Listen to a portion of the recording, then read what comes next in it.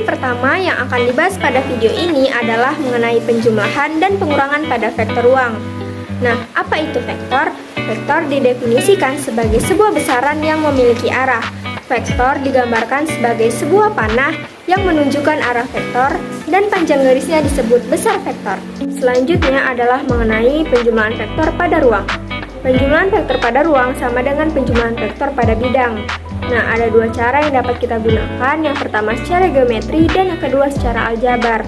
Nah, secara geometri yang pertama adalah aturan segitiga. Kita misalkan vektor A, vektor B, kita buat sebuah garis lurus dari titik pangkal vektor A ke ujung vektor B. Kita sebut vektor A ditambah vektor B. Yang kedua, kita menggunakan aturan jajar genjang. Misalkan vektor A, vektor B, kita buat garis yang sejajar dengan vektor B dan garis yang sejajar dengan vektor A, sehingga kita dapatkan vektor A ditambah vektor B. Selanjutnya adalah penjumlahan vektor secara aljabar. Jika vektor A sama dengan A1, A2, A3, dan vektor B sama dengan B1, B2, B3, maka penjumlahan vektor A ditambah vektor B sama dengan A1 ditambah B1, A2 ditambah B2, dan A3 ditambah B3. Selanjutnya adalah mengenai pengurangan pada vektor ruang. Nah, pengurangan pada vektor ruang ini kita dapat menggunakan dengan dua cara. Yang pertama secara geometri dan yang kedua secara aljabar.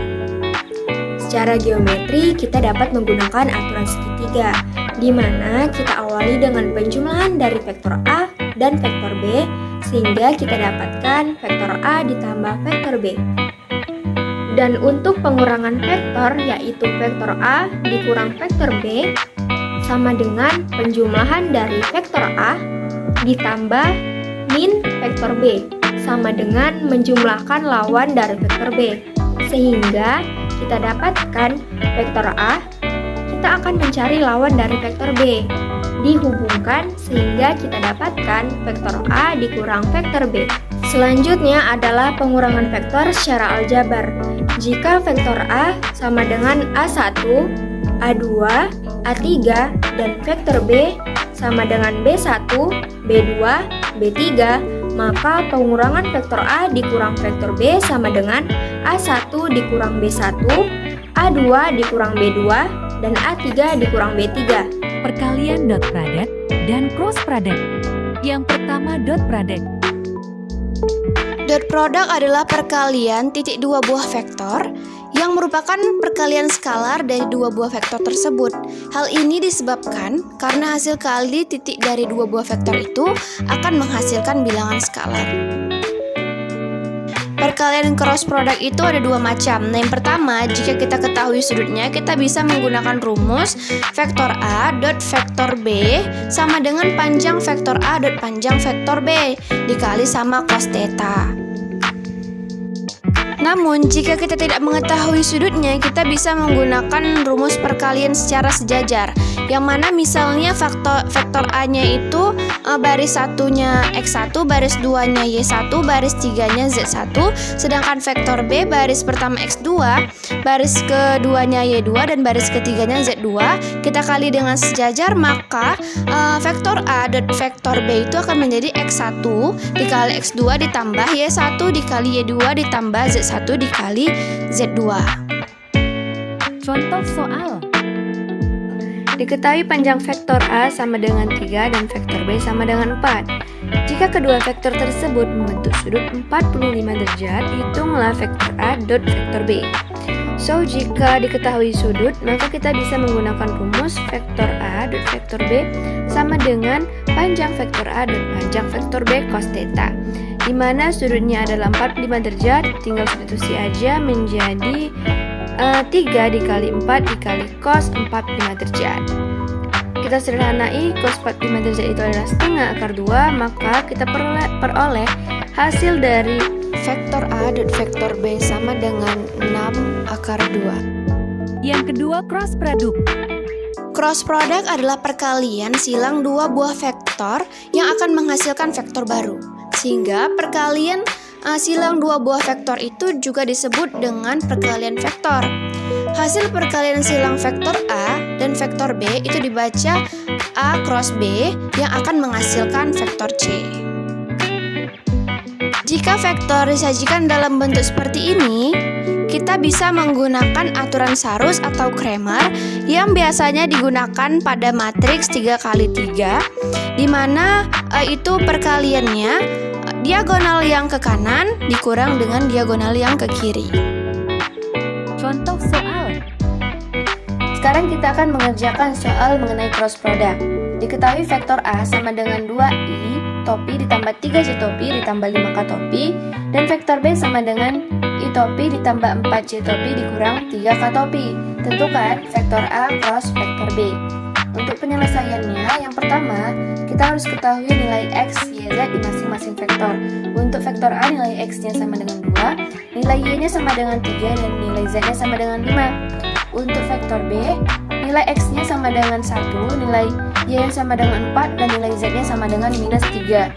Nah, untuk perkalian cross ini kita bisa menggunakan dalam bentuk determinan dari vektor. Menjadi vektor A cross vektor B itu sama dengan baris pertama IJK, baris kedua X1, Y1, Z1, baris ketiga X2, Y2, dan Z2.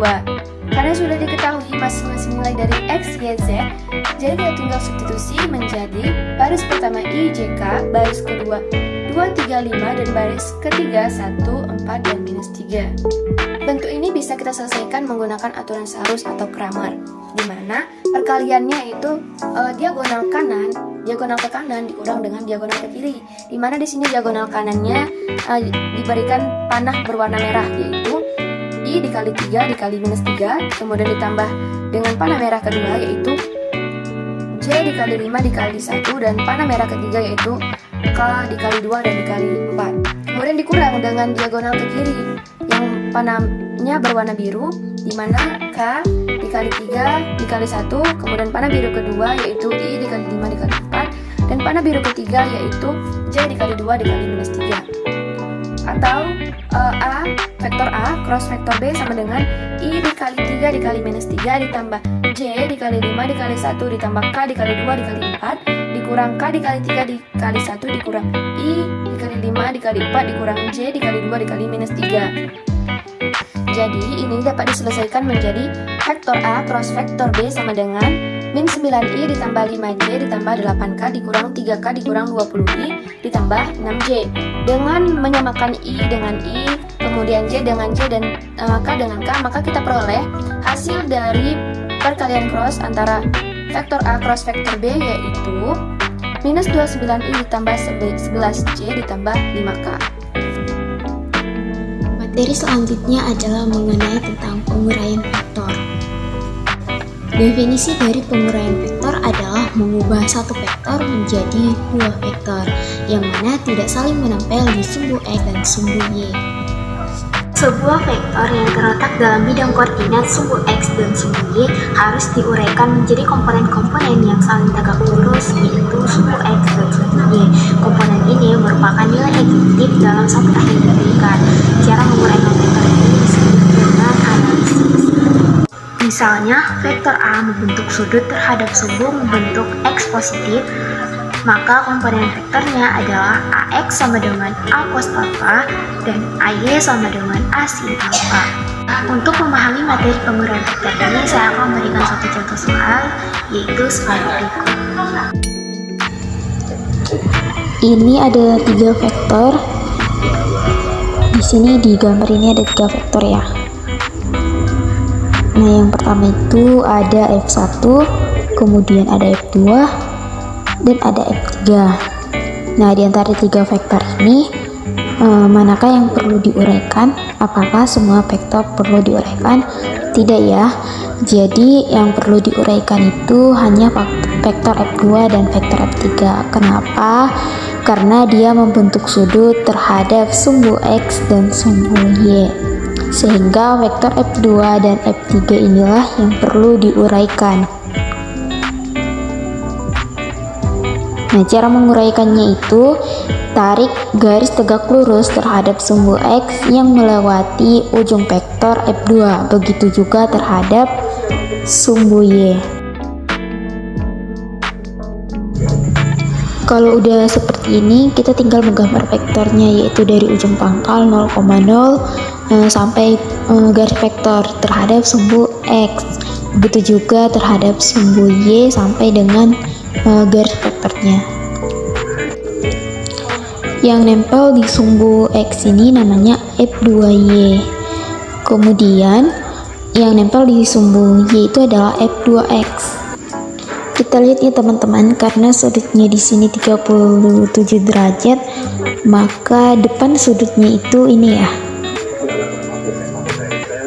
yaitu F2Y.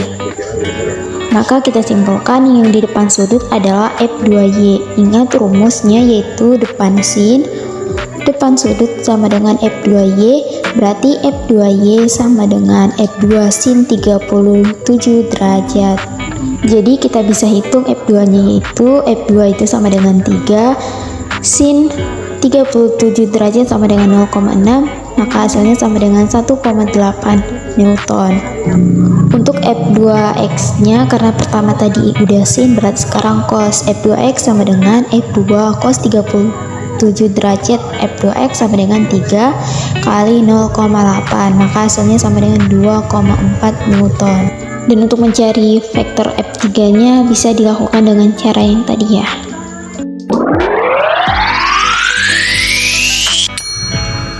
Demikianlah materi dari penguraian vektor, semoga bermanfaat.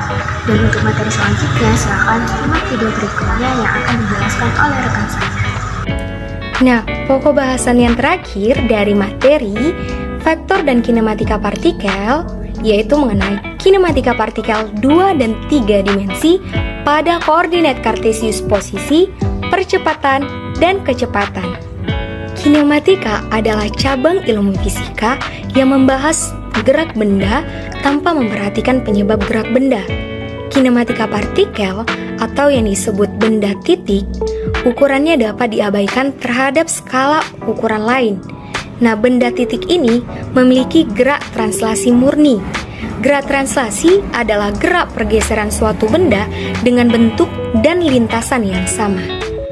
Nah, bahasan selanjutnya yaitu mengenai posisi yang dilambangkan dengan R-bar. Posisi adalah letak benda pada suatu titik acuan. Posisi partikel pada suatu bidang dapat dinyatakan dengan vektor. Nah, kita dapat memperhatikan gambar yang di samping ini, terlihat jelas bahwa sumbu X dan juga sumbu Y, yang dimana di sumbu X terdapat vektor A, di sumbu Y terdapat vektor B. Jadi, resultan di kedua vektor ini yaitu di tengahnya, atau garis yang berwarna oranye. Ketika ini dinyatakan dalam suatu vektor satuan, maka posisi adalah X pada arah I dan Y pada arah J, atau dapat dirumuskan dengan R-bar sama dengan XI ditambah YJ, dengan XY adalah komponen, IJ adalah vektor satuan, arah vektor. Perlu kita ketahui bahwa posisi terbagi menjadi dua, yaitu jarak dan juga perpindahan. Jarak atau distance adalah panjang lintasan yang dilalui benda. Besaran yang hanya memiliki nilai atau skala. Perpindahan atau displacement yaitu perubahan posisi kedudukan benda.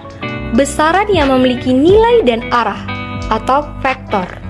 Berikutnya kita membahas mengenai kecepatan atau velocity yang dilambangkan dengan V. Kecepatan adalah hasil bagi dari perpindahan dengan waktu tempuhnya dan termasuk ke dalam besaran vektor. Di sini kita dapat memperhatikan gambar yang di samping ini. Di sini terdapat sumbu X dan juga sumbu Y. Ketika ada sebuah partikel yang lewat dari posisi 1 ke posisi 2, pada saat dia bergerak, dia mempunyai kecepatan. Jadi, pada posisi 1 dia mempunyai kecepatan, di posisi kedua dia juga mempunyai kecepatan.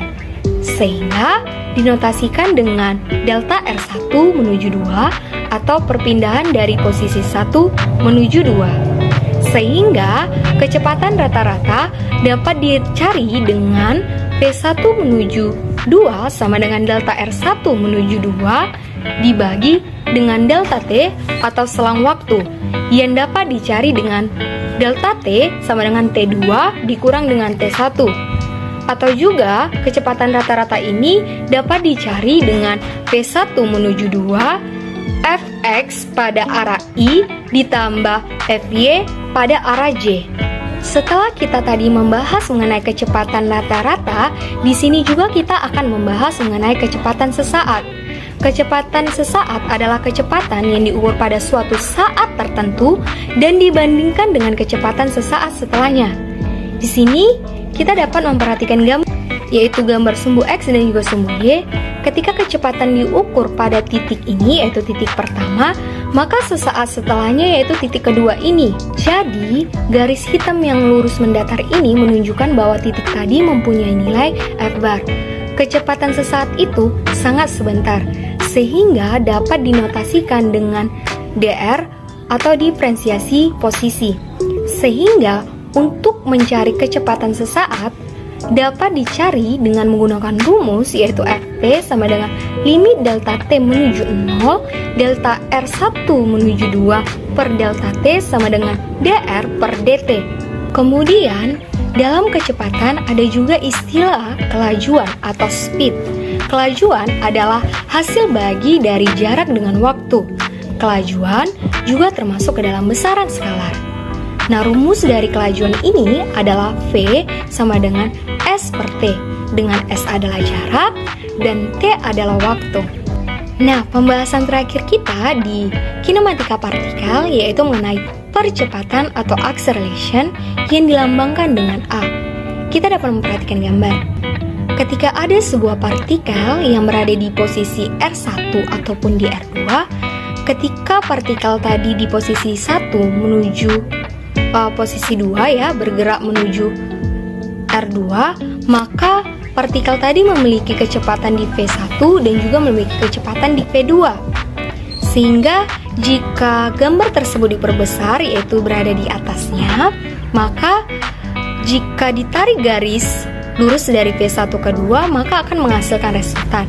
Sehingga dapat dinotasikan dengan delta V1 menuju 2 sama dengan V2 dikurang dengan V1. Pada saat T sama dengan T1, perubahan kecepatan benda selama selang T adalah V1. Dan pada saat T sama dengan T2, perubahan kecepatan benda selama selang T adalah V2. Dengan delta T yaitu delta T sama dengan T2 dikurang dengan T1. Sehingga rumus dari percepatan rata-rata didapatkan yaitu A1 menuju A2 sama dengan delta V1 menuju 2 dibagi dengan delta T. Atau dapat juga dirumuskan dengan A1 menuju 2 sama dengan A pada sumbu X pada arah I ditambah A pada sumbu Y pada arah J. Dan untuk yang terakhir yaitu mengenai percepatan sesaat. Percepatan sesaat adalah percepatan yang diukur pada suatu saat tertentu dan dibandingkan dengan percepatan sesaat setelahnya. Kita dapat memperhatikan gambar kembali jika ada dua posisi yang saling berdekatan.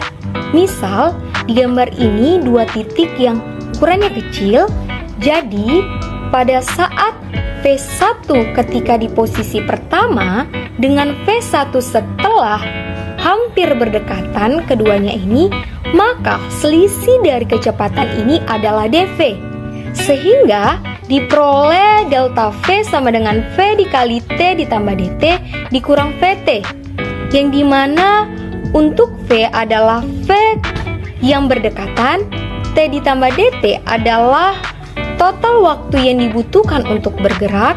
Kemudian yang dikurang dengan Vt tadi adalah untuk kecepatan waktu awal. Jika selang waktu atau selisih yang cukup singkat, maka diperoleh delta T hampir mendekati 0. Selanjutnya, diperoleh percepatan sesaat benda pada saat T, yaitu AT sama dengan limit delta T hampir mendekati 0, delta V1 menuju 2 dibagi dt sama dengan delta V sama dengan V dikali T ditambah dt dikurang Vt dibagi dengan dt sama dengan dv per dt.